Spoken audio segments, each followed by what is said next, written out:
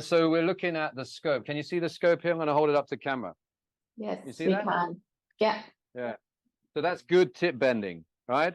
But bad tip bending can occur. Like if your scope does this, then it's not going to do much for looking at the junction. So I think that's the first thing to think about when you start to do gastroscopy, and you want to think about how you're going to see the junction, because if you think you can't do it properly, then yeah, that's always going to be part of it. So David, you've got a cap on now, and we know it's for intestinal metaplasia. Is that on purpose, or was it just on? It's a very important point. And so given that we are doing it for gastric assessment, why don't we not put the cap on to start with and take it off? Excellent spot. Thank you. Thank you, David. We'll put it back on in a minute. Okay, so we're going to take a little tour of the esophagus. I'm going to do a bit of talking to start with, and then we're going to get into the case. So my scope is in the mouth. Okay, we're going to just freeze here and show the anatomy a little bit. So as you said before, on the left of the image, or the right of the image, you can enter the endotracheal tube placed by my extremely competent anesthetic assistant, who I'd like to thank for all her work today, is there, clearly visible. So we're going to sneak down here, and of course in the patient who is under anesthetic, usually this is very easy to enter the esophagus. Okay, and then we should just talk about, well, I don't have a cap on because we took it off, but look how well you can see the area of the cricopharyngeus, even without a cap, if you just put insufflation and you pull back, right? So really, this is impossible, of course, in a patient who is awake, but you can really interrogate that zone. You see, I'm kind of trying to get it to coat the stomach, infacollis symmetricone, of course. All right, so let's take it piece by piece, and let's talk through it together, David, about what we are seeing and what we're not seeing. Seeing something very strange here. We'll come back to that in a minute. So let me get some sort of decent image of the antrum. It's hard to get the scope to sit in here. Let's come back a bit. Okay, what about that? What are you thinking? There's some nodular areas, and there's some paler areas that could reflect atrophy. Perfect. I totally agree with that. I think this is clear for me to be atrophy of the antrum. And then if we go to narrowband, you clearly now see it much more clearly, right? That you have atrophy. So you have these atrophic, almost islands they are. And then you have something else. So you have here something very, very classical appearance of intestinal metaplasia. It's often around, starts often around the pylorus. And if you just expand it, you can see that there are multiple islands of intestinal metaplasia all over this antrum, right? But they're actually quite hard to see, because for some reason or other, it's quite hard to see the roof of the antrum. So maybe this is the sort of thing you might want to cap for, but I don't know. We can still see it pretty good here. Just maybe under there, it's not so easy to see, but now maybe we have a better angle. We have a peristalsis problem, for which you could give something if you wanted, but it's not terrible. And then there is something really striking here. There's a volcano.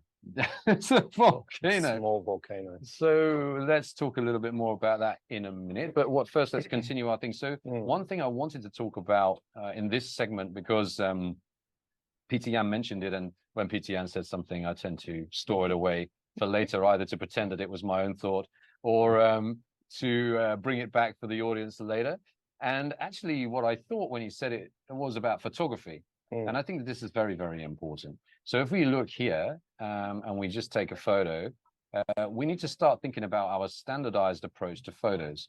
And so I think, you should take a decent number of photos of the antrum. This is actually very useful, this peristalsis, because it's moving everything around so we can see it. And then you need to think, okay, well, I maybe photograph the antrum.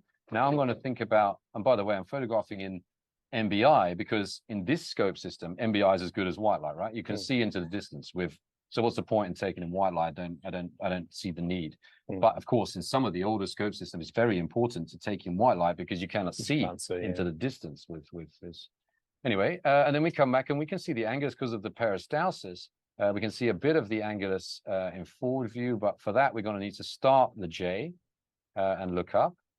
Right. So now what we can do is take this view. The Japanese are very fond of this view, which is up the stomach in white light and MBI. And I do think it's very useful. And if you can also get an image where you get the angulus in, and this is very difficult in the stomach to do. I don't know whether we can achieve it. Yeah, very, very difficult. Or maybe we need a cap So our best view of the angulus is kind of like this. Mm. You kind of had to push off it. See, it's like right now on the lens. Very, very difficult to image that, and we need to think about what we could do. Maybe cap on possibly in a minute to image that, because I don't seem to be able to image it easily. So we'll focus on the proximal stomach.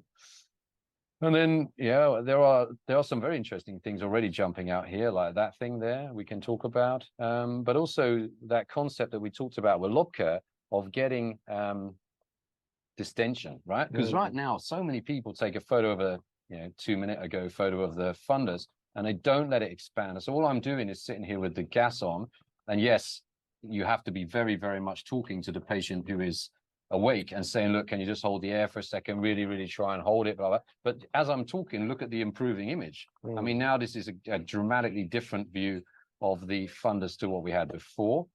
We should take some standard images of that from standard angles. Already there's something standing out up there on the right side. We already talked about the gastroesophageal junction. And I mean, for me, I don't know what you think, the atrophy is everywhere in the stomach. I think so. Yeah, the whole thing looks abnormal. Yeah, and that's a very important point for those of you out there, because if the atrophy is everywhere, then that patient is at significantly increased risk of early gastric cancer. And therefore, these are the patients who we are doing surveillance on. It's actually just generally quite abnormal here. And so someone asked before about biopsying that sort of appearance. I mean, I probably would take 1 or 2 biopsies from that sort of appearance in the esophagus. But do I think that there is cancer here? No, I think it's just a precursor problem.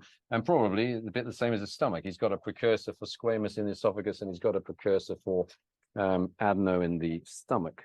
Let's have a cap, please.